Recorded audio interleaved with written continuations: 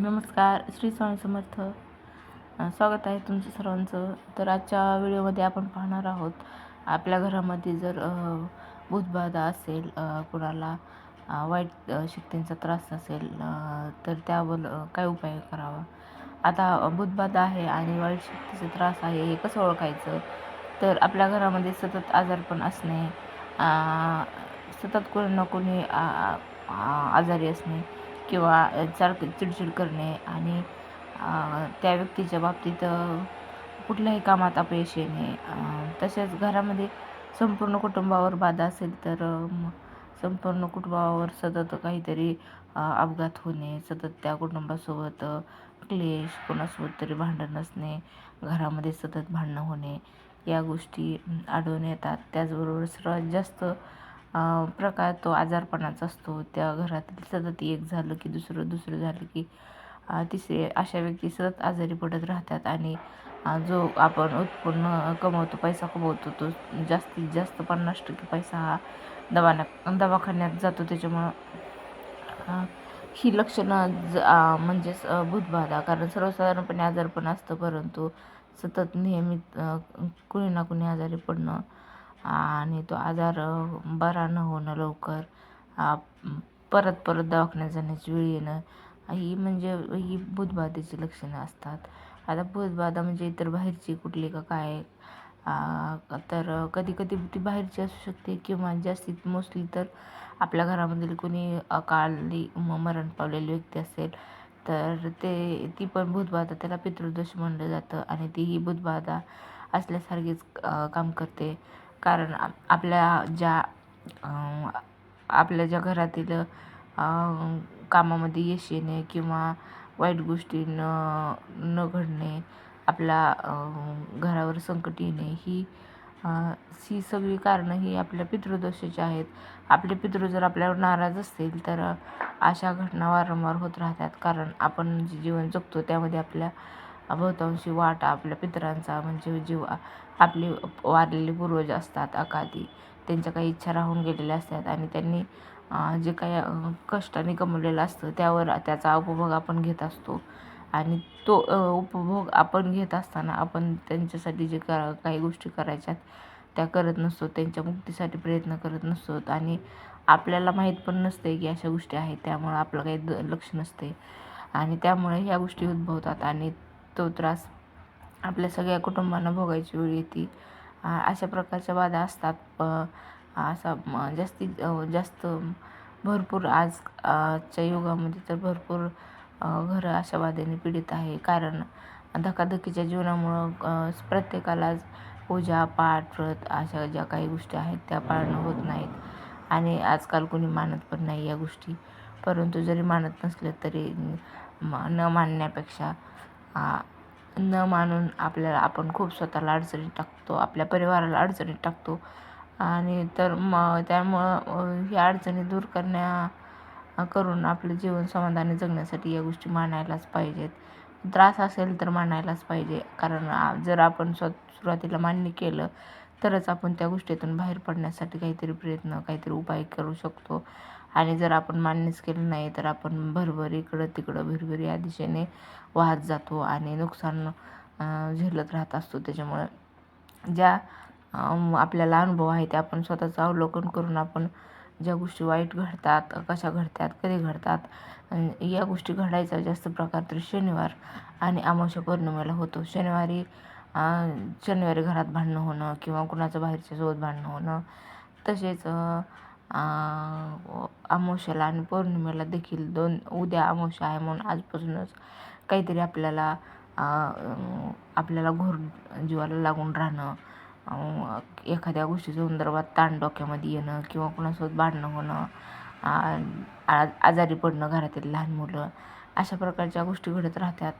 आणि आपलं लक्षही नसतं की अमावस्या आहे का पौर्णिमा, आपण काही एवढं बघत नाही. परंतु जर बघायला गेलं तर या गोष्टी आपल्याला नंतर लक्षात येतात की नाही असं होतं, कुणीतरी आपल्याला सांगितल्यावर आपण ध्यानात घेतो. आणि जर असंही होत असेल कोणाच्या बाबतीत तर यावर उपाय आहे नक्की आणि या गोष्टी कमी होतात. यासाठी या व्हिडिओमध्ये आज मी तुम्हाला त्याबद्दल माहिती सांगणार आहे. कारण प्रत्येक गोष्टीचा प्रत्येक गोष्टीमधून बाहेर पडण्यासाठी एक मार्ग असतो. वेळ असते ती फक्त आपण तिथपर्यंत पोहोचत नाही, त्या गोष्टी आपण करत नाही, आपण मानत नाही आणि न मानल्यामुळे आपल्याला हे सगळे प्रकार भोगावे लागतात. तर या गोष्टीमधून बाहेर पडण्यासाठी आपल्याला ज्या प्रकारचे जे पितृदोष असेल, आपल्याला आजारपण असेल आणि आपल्याला कळालं आहे की यामधून आपल्याला नेमकं काय आहे, पितृदोष आहे का फक्त आजारपण आहे. जर चहूबाजूने संकट असेल तर त्याला पितृदोष म्हणायला पाहिजे आणि फक्त आजारपण असेल तर आजारपण म्हणजे हे आजारपणासाठी वेगळं आपण करू शकतो आणि सगळ्याच बाजूने संकट असेल तर मग पितृदोष आहे म्हणून आपण पितृदोष निवारण्यासाठी उपाय करू शकतो. तर भूतबाधा म्हणजे पितृदोष किंवा बाहेरची बाधा असो, पितृदोष असो, कुठलीही गोष्ट असू द्या, ती निवारण करण्यासाठी सगळ्यात जालीम प्रभावी उपाय म्हणजेच नवनाथ भक्तिसार. नवनाथचं जे पारायण आहे ते आपलं पारायण आपल्या घरी झालं पाहिजे. किमान 3 पारायण तरी आपल्या घरी झाले पाहिजेत नवनाथाचे आणि त्याचबरोबर गुरुचरित्राचं एखादं तरी पारायण आपल्या घरात झालं पाहिजे. आणि ही पारायण आता एवढ्या धावपळीच्या जीवनात शक्य नाही, परंतु किमान एक तरी पारायण आपल्या घरामध्ये नवनाथाचं तर झालंच पाहिजे. आणि दररोज नवनाथ ग्रंथामधील 5वा अध्याय हा अत्यंत प्रभावशाली आहे आणि याचा खूप लवकर अनुभव येतो. आपण घरात वाचायला चालू केलं, आपल्याकडे जरी अध्यायाचं पुस्तक नसेल तर आपण मोबाईलवर देखील उपलब्ध आहेत व्हिडिओ, ते दररोज मोबाईलमध्ये लावून वाचू शकतो किंवा ऐकू शकतो. घरात नुसता लावला तरीसुद्धा या नवनाथाच्या 5व्या अध्यायाचा खूप परिणाम होतो. आणि या अध्यायामुळं घरामध्ये वाईट शक्ती असेल तर ती निघून जाते आणि पुन्हा येण्याचं धाडस घरात करत नाही जोपर्यंत आपला अध्याय वाचन चालू आहे तोपर्यंत. आणि आपण 3 पारायण केल्यानंतर नवनाथाची तर पूर्णतः ती वाईट शक्ती, वाईट त्रास आहे त्यापासून आपल्याला मुक्ती मिळते आणि आपल्याला आपल्या जीवनामधील जी संकट आहेत ती संकटाचं निरसन होऊन आपल्या कामामध्ये यश मिळायला सुरुवात होते. आणि त्याचबरोबर नवनाथांचा जो मंत्र आहे, मच्छिंद्रनाथांनी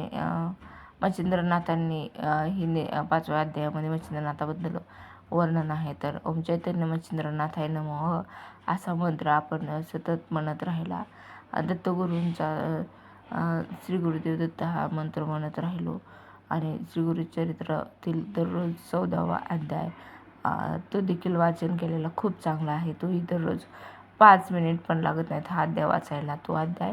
आणि नवनाथाचा 5वा अध्याय त्याला थोडासा जास्त वेळ लागतो, 20-25 मिनिटं लागतात. तर एकदा आपण वाचायची सवय झाली की स्पीडने वाचल्यानंतर लवकरही होतं. आणि या गोष्टी जर तुम्ही पाळल्या तर ज्या आपल्यावर गोष्टी आहेत, वाईट गोष्टी आहेत, त्यातून बाहेर पडण्याचा मार्ग आपल्याला दिसू लागतो आणि आपल्या मागचा त्रास कमी होतो. तर या गोष्टी असतात मित्रांनो. तुमचा जर या गोष्टीवर विश्वास असेल आणि कोणाला असा त्रास असेल तर त्याला व्हिडिओ नक्कीच शेअर करा आणि या गोष्टी सांगितलेल्या करून पहा. तुमच्या जीवनामध्ये वाईट गोष्टी निघून जातील आणि ते प्रगती होण्यास मदत होईल, घराची भरभराट होईल. अशा प्रकारे जर व्हिडिओ आवडला असेल तर व्हिडिओला लाईक करा आणि या सेवा करून तुमचा फायदा झाला का ते नक्कीच सांगा. सेवेला सुरुवात करा आणि सेवेला सुरुवात करताच तुमच्या अडचणी दूर व्हायला मदत होईल. त्यामुळे जरी विश्वास नसेल तरी विश्वास ठेवून करून बघा आणि अनुभव आल्याच्या नंतरच तुम्हाला विश्वास बसेल. तर भेटूया अशाच एका नवीन व्हिडिओमध्ये आणि नवीन माहितीसोबत. तोपर्यंत धन्यवाद. श्री स्वामी समर्थ सर्वांना.